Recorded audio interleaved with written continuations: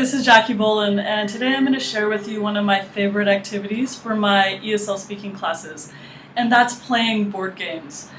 Board games are really fun and really useful as well in your classroom. So if you have a teacher's resource book or a teacher's book that goes along with your textbook, have a flip through that, a quick look, and chances are they might have some board games in it, particularly kids' books. If they do, that's good news for you because that will save you a lot of time. Just print it out and go, and you'll have happy students who are learning a lot.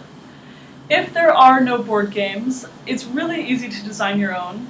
And in my book, 39 Low Prep, No Prep ESL Speaking Activities for Teenagers and Adults, I have a few examples, as well as you can go to eslspeaking.org, and I have a few examples of board games in there as well, and I'll put the links down in the notes below.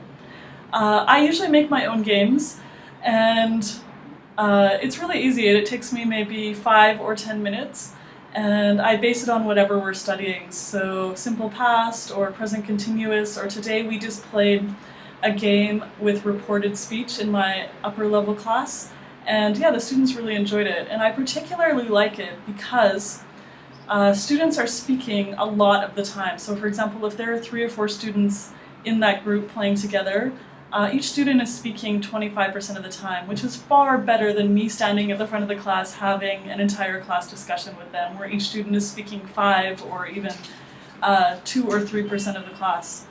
The other reason why I like board games is that I get students to be the judge of the right or wrong answer. So if a student gives an answer, the other students in that group get to decide if that's correct or incorrect. And I act as the final referee, of course, but it actually gets students thinking about what they're saying.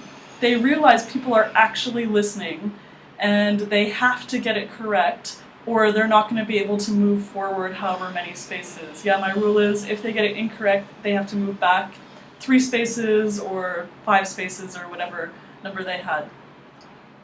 And yeah, the final reason why I like board games is that without fail, every single student is engaged and active and interested in it. Even the lowest level of students get even just a little bit excited about board games, where maybe they aren't excited about anything else in that entire class. So if you have low-level, unmotivated beginner students, give board games a try, and I think you'll find that it brings a little bit of excitement and interest into your classrooms. It works really well for high-level students. Of course, today I taught a very advanced level conversation class using Touchstone 4, and we were doing reported speech, so I made up a little board game with that. And I mean, it wasn't an easy board game. It was quite difficult, actually. Even for me to explain, it was a little bit difficult, but the students loved it.